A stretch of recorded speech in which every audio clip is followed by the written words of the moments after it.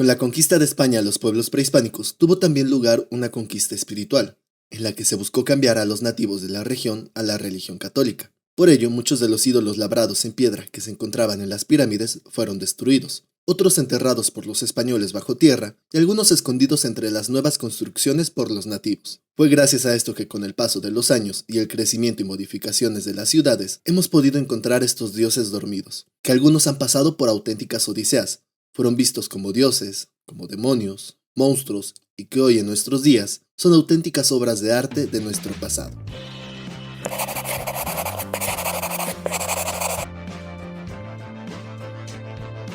Hey, ¿qué tal banda? Yo soy Alex Mars y sean bienvenidos una semana más a Pláticas de Algo y Café.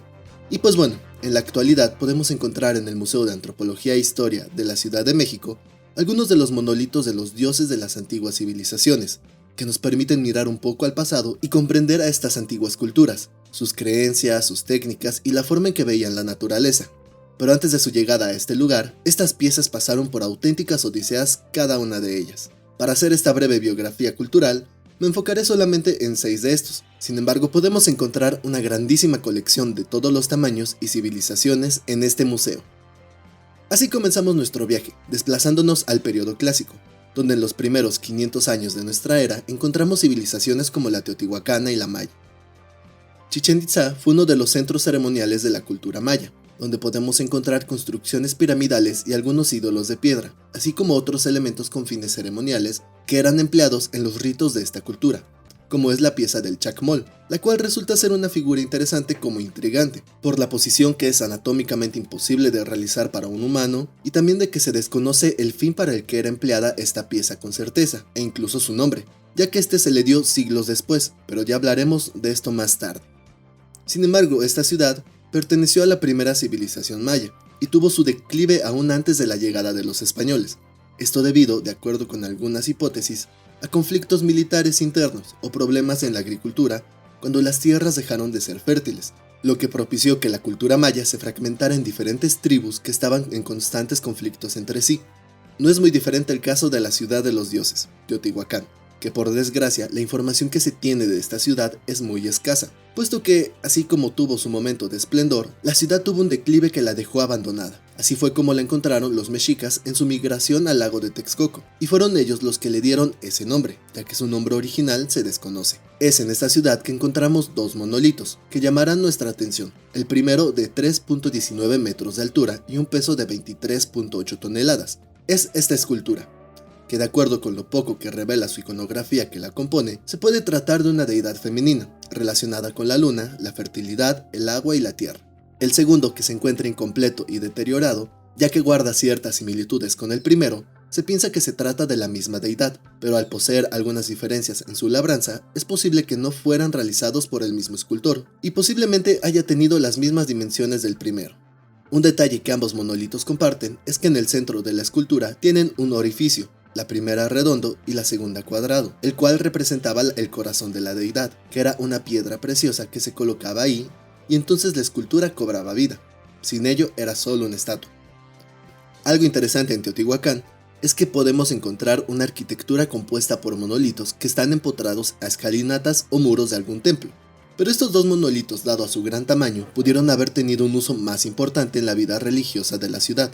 Estas esculturas, a pesar de no tener una certeza de la deidad que representaban, al ser de carácter femenino y tener una simbología con el agua, se ha teorizado que se trata de la diosa Chalchiuhtlicue, deidad del agua, los ríos, los arroyos y los manantiales. La piedra utilizada para su labranza es andesita, que se obtiene de las cercanías de los volcanes. Estas pudieron provenir del monte Tlaloc, donde se han encontrado piedras de este material de hasta 4 metros de altura. La piedra expulsada por el volcán fue arrastrada por corrientes de agua y lodo hasta las faldas de este lugar, que se encuentra a unos 25 kilómetros al sur de la ciudad, y de ahí los teotihuacanos las recuperaban y las trasladaban hasta la ciudad donde eran labradas. Para transportar una piedra de unas 25 toneladas, 25 kilómetros, pudieron haberse empleado entre 360 a 720 personas, para desplazarla por tierra o por agua, gracias al lago de Texcoco. Se cree que aparte de estas 2 piedras, pudieron existir otras 7 esculturas de estas dimensiones, siendo 9 en total, que pudieron haber estado colocadas, una en la cima de la Pirámide del Sol, otra en la plataforma de la Plaza del Sol, una tercera en la cima de la pirámide de la Luna y otras 6 coronando sendos edificios en la Plaza de la Luna. La estatua de la Chalchihuitlicue, que está completa, se cree que pudo estar en la cima de la pirámide de la Luna, y la segunda, la más dañada, en la Plaza de la Luna. Pero ahora vayamos al que ahora es el pueblo de San Miguel Coatlinchan. En este lugar, a 50 kilómetros de la Ciudad de México, se encontraba otro monolito, que comparte similitudes con las esculturas teotihuacanas, por lo que se cree que podría corresponder a esta época. Guarda también ciertos elementos que la relacionan con una deidad femenina del agua, aunque otros lo relacionan también con el dios Tlaloc. Esta piedra mide 7 metros de alto y pesa 168 toneladas. El material de este es igual de andesita, posiblemente también conseguido del monte Tlaloc, que estaba ahí a un ladito. Coatlinchan fue un pequeño poblado agrícola y existen códices y mapas que pueden ubicar algunas pirámides debajo del actual pueblo. Yendo ahora al periodo postclásico, encontramos a la cultura mexica, con 3 importantes monumentos. La Coatlicue, madre de los dioses, representada como una mujer que usa una falda de serpientes. Este monolito tiene 2.52 metros de altura. También encontramos el disco donde se representaba a la Coyolxauhqui, diosa de la luna, de un diámetro de casi 3 metros, y el calendario azteca, de un diámetro de 3.60 metros y un peso de 24 toneladas. Se teoriza que estas figuras se encontraban en el Templo Mayor. Con la llegada de los españoles y la evangelización, muchos de estos monolitos fueron destruidos, otros modificados y empleados como cimientos para nuevas construcciones, algunos escondidos entre las iglesias para hacer trampa y seguir adorándolos, y los que corrieron con suerte fueron enterrados, lo que permitió que se conservaran intactos, pero eso sí, boca abajo, pues muchas de estas imágenes eran consideradas como demonios. Este fue el caso de la Coatlicue y el calendario azteca, que fueron enterrados en la Plaza Mayor, en estos puntos que marco en el mapa, mientras que el disco de la Coyolxauhqui, que estaba en la base del Templo Mayor, fue cubierto con la tierra y las nuevas edificaciones. En cuanto a las 9 imágenes que se encontraban en Teotihuacán, 7 de ellas fueron destruidas, o intentaron destruirlas, pues dado su tamaño y peso, no fue tan sencillo simplemente lanzarlas de las pirámides. Pero de acuerdo a crónicas y textos de exploradores que recorrieron este lugar entre los siglos XVII y XVIII, aún encontraban restos de los monolitos en la base de la pirámide del Sol. Nuestras diosas Chalchihuitlicues corrieron con suerte. La que se encontraba sobre la pirámide de la Luna fue descendida y arrastrada hasta que la dejaron boca abajo y acostada detrás de las casas que rodeaban la Plaza de la Luna, y la que se encontraba en esta misma plaza fue también tirada y colocada a pocos metros de su lugar, pero esta sufrió bastantes daños en una buena parte. La misma suerte corrió el monolito de Coatlinchan, que fue dañado perdiendo sus manos y una parte del rostro, y fue colocado de manera recostada en el suelo donde estaba. En cuanto al Chacmol en Chichén Itzá, no parece que haya sufrido de estos ataques, o al menos yo no encontré alguna crónica de ello, pero en sí las pirámides y el centro ceremonial fueron cubiertos por tierra y piedras por el paso del tiempo, quedando enterrados y en el olvido por un largo tiempo. Durante los siguientes años de la colonia, muchos de estos monolitos se fueron olvidando. Las nuevas construcciones, los cambios y el pasar de los años se encargaron de que estas esculturas permanecieran dormidas durante años. Para finales del siglo XVIII, llega a la Nueva España el virrey Juan Vicente de Güemes Pacheco de Padilla y Horcasitas, segundo conde de Revillagigedo. A su llegada, encuentra una Ciudad de México no en buen estado precisamente. La Catedral Metropolitana ya se encontraba en sus últimas fases de construcción. La Plaza Mayor, hoy el Zócalo, se encontraba llena de mercaderes que se la habían apropiado. Se había hecho un mercado y a un lado un tianguis. Con esto mismo, la plaza estaba en terribles condiciones por el desperdicio que salía del mercado y la gente que iba por ahí al baño, por lo que el lugar no pasaba precisamente por su mejor momento. Es el virrey quien decide retirar a los comerciantes de ahí, planea arreglar la plaza y manda hacerle modificaciones, entre ellas colocar una estatua del rey Carlos IV de España, en 1790. Es en estas obras que al escarbar en la Plaza Mayor, se encuentran el calendario azteca y el monolito de la Coatlicue. Por ese entonces comenzaba a circular la leyenda negra de que la conquista de España a las tribus mesoamericanas no había tenido ningún mérito, porque se trataban de civilizaciones poco avanzadas. Esto decían los rivales europeos como Inglaterra y Francia. Por lo que el virrey, conde de Revillagigedo, ordena que el calendario azteca se colocara en la torre poniente de la catedral, como una muestra de los conocimientos mexicas que tenía. Es decir, una propaganda, demostrando que las civilizaciones de México habían sido bastante avanzadas y dignos rivales para la corona española. Pero la escultura del Coatlicue no fue bien vista en aquella época. Seguía pareciendo algo monstruoso y que no podían comprender, por lo que la llevaron a la Real y Pontificia Universidad, que se encontraba cruzando la calle de Palacio Nacional, donde permaneció detrás de una jaula en uno de los patios de la universidad, para que ahí la estudiaran. Mejor suerte no tuvieron los monolitos en Teotihuacán. La Chalchihuitlicue, que había sido colocada boca abajo con su relieve principal oculto, llevó a que por años no se percataran que se trataba de una imagen femenina, por lo que muchos de los exploradores que visitaban las pirámides llegaban a especular que se trataba de una piedra ceremonial, de sacrificios o simplemente una piedra que le habían dado esa forma cuadrangular. La segunda figura, que quedó expuesta en el centro de la plaza, fue dañada severamente por la acción de la naturaleza y del hombre. Junto a ella se hizo un tecorral que servía para marcar la división entre los pueblos de San Martín y San Francisco, sirviendo como línea fronteriza. En cuanto al monolito de Coatlinchan, la Coyolxauhqui en el Templo Mayor y el Chacmol de Chichén Itzá, permanecerían en su lugar por unos años más sin ser descubiertos. Regresando a la Coatlicue, que se encontraba en la universidad tras unas rejas, fue nuevamente enterrada. Esto debido a que algunos indios comenzaban a colarse en la institución cuando ya no había nadie, para ir a adorarla, prenderle velas, llevarle flores y hacerle oraciones. Cuando los descubrieron, se tomó la decisión para evitar la idolatría, que se volviera a dejar bajo tierra. Pero en 1803 la volvieron a desenterrar, cuando a un alemán que andaba por ahí curioseando le dieron ganas de verla. Fue Alexander von Humboldt, en su paso por la Ciudad de México, que se interesó en este monolito y en el calendario azteca, por lo que con ayuda del obispo de Monterrey, consiguió que la diosa fuera sacada de la tierra. El obispo, que estuvo junto a Humboldt mientras escarbaba, cuando la diosa fue desenterrada, se retiró. Humboldt, como una cortesía, acompañó al obispo hasta la iglesia en que se hospedaba. No habrá tardado más de 20 minutos en regresar a la universidad, y la Coatlicue ya había sido vuelta a poner bajo tierra. No tuvo tiempo de estudiarla ni de dibujarla. Tuvo más suerte con el calendario azteca, que lo pudo estudiar y descifrar.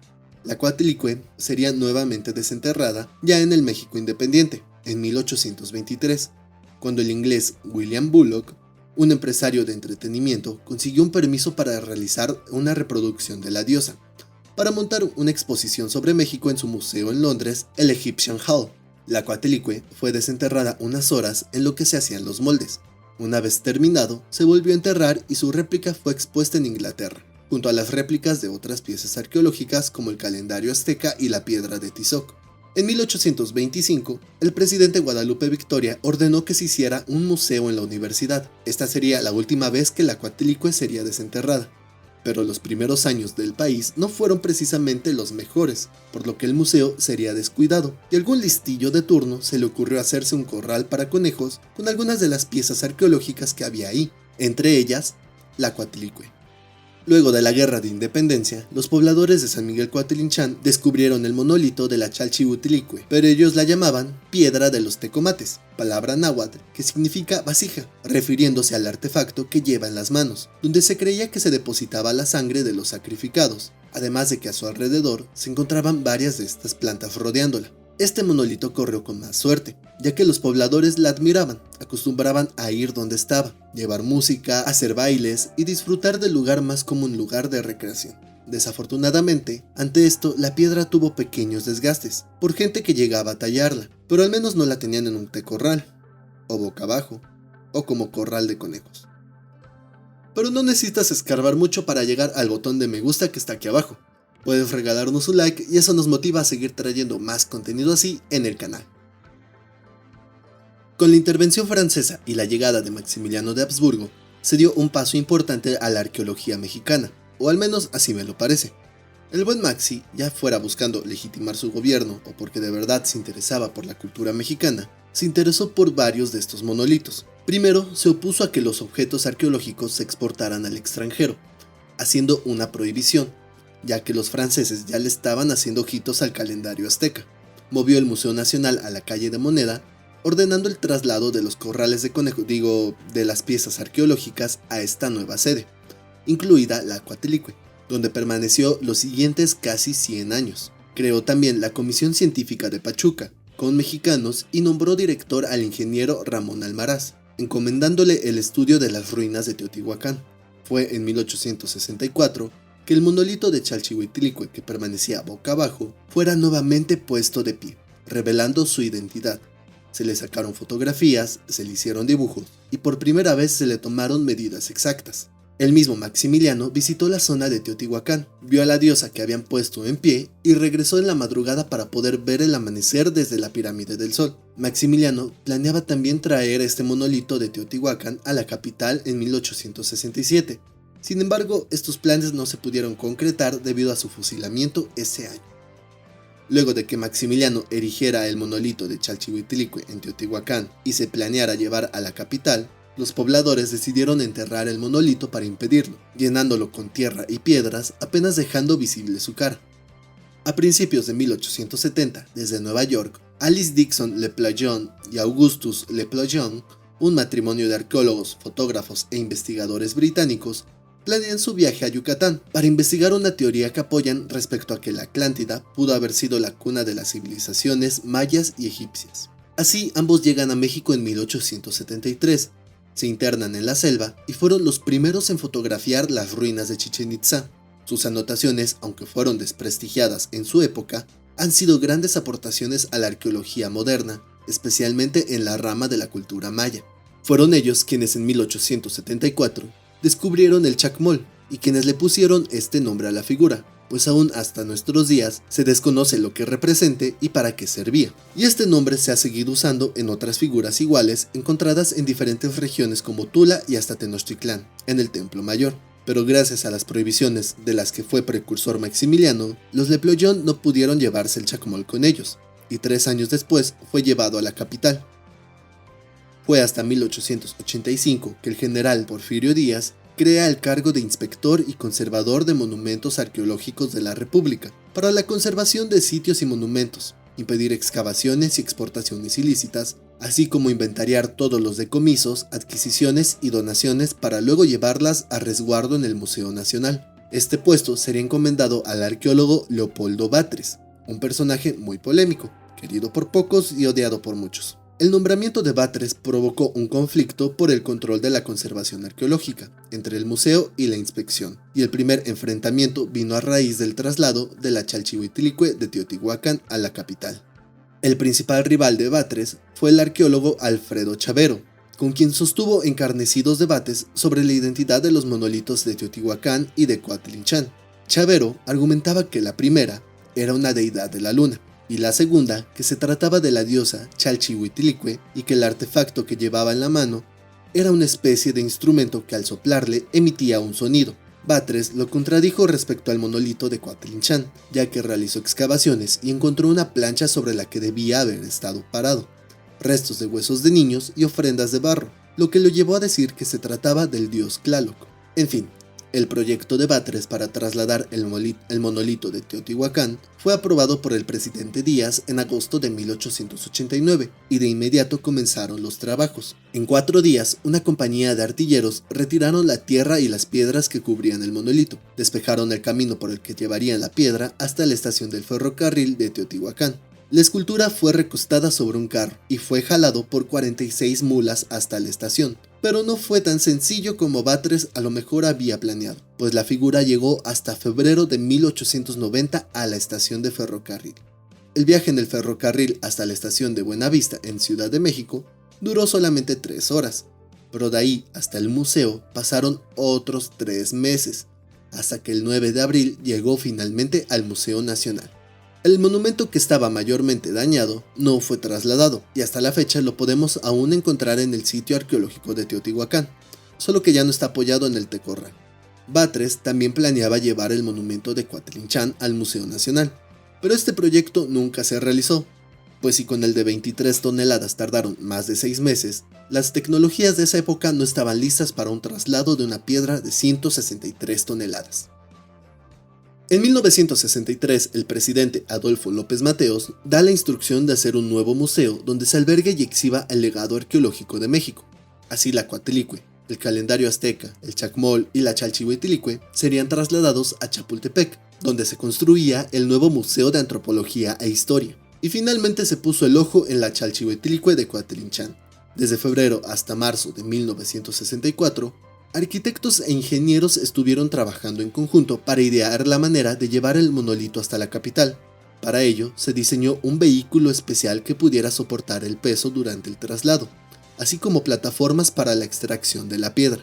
Pero el día del traslado, los problemas no se hicieron esperar. De primeras, el tráiler en donde llevarían la escultura se atoró en algunos árboles. Luego los locales, molestos de que se llevaran a su dios, comenzaron a protestar, bloqueando los caminos, lanzando piedras, y algunos hombres amedrentaron contra los trabajadores con herramientas de trabajo, picos, azadones y machetes. Uno de los ingenieros a cargo del proyecto tuvo que resguardarse en una cantina, desde donde escapó a escondidas hasta el Museo de Antropología, donde se resguardó hasta las 11 de la noche, que recibió una llamada de que el presidente, López Mateos, ya había mandado al ejército al pueblo.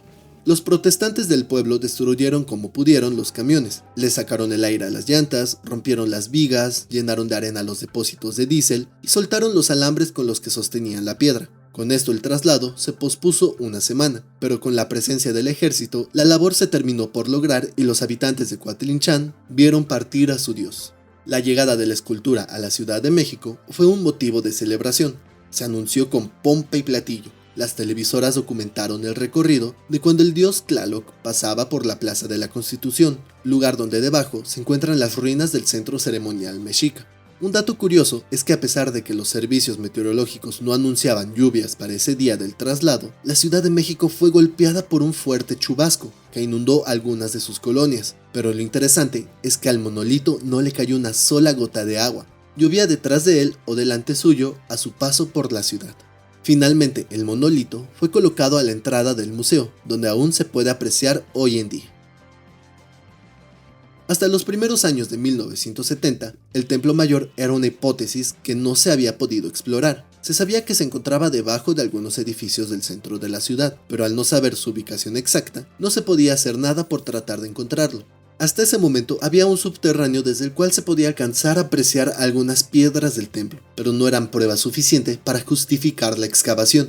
Una madrugada de febrero de 1978, mientras unos trabajadores de Luz y Fuerza del centro hacían un cableado subterráneo, al remover la tierra vieron aparecer una piedra de forma circular en la que se alcanzaba a apreciar lo que era una figura femenina. Los trabajadores de inmediato notificaron a las autoridades correspondientes y fue el arqueólogo Eduardo Matos quien se encargó del proyecto, y así, de madrugada, mientras la luna llena se encontraba sobre el cielo del entonces Distrito Federal, la diosa de la luna, la Coyolxauhqui, fue descubierta totalmente. Su descubrimiento fue quizá el más importante para la arqueología mexicana, pues esta era la evidencia suficiente para que el presidente José López Portillo diera la autorización para demoler aquellos antiguos edificios coloniales solamente para descubrir el Templo Mayor. Y en la actualidad, el disco de la Coyolxauhqui aún se puede encontrar exhibiéndose en el Museo del Templo Mayor. Grandes dioses de 3 a 7 metros de altura y de hasta más de 100 toneladas fueron venerados, destruidos, profanados y por el temor enterrados boca abajo. Permanecieron silenciosos, ocultos, esperando el momento para volver a despertar. Fueron exhibidos, replicados, estudiados y de nuevo apreciados. Pasaron por verdaderas odiseas para finalmente hoy en día permitirnos conocer la historia de nuestros antepasados. Y pues bueno banda, eso sería todo por el programa de hoy. Espero que les haya gustado. Si es así, no se olviden de regalarnos un like, suscribirse al canal para ver más de nuestro contenido y compartirlo con sus amigos para llegar a más personas con este programa. Y no se olviden de seguirnos en nuestras redes sociales. Eso es todo, nos vemos la próxima, hasta entonces,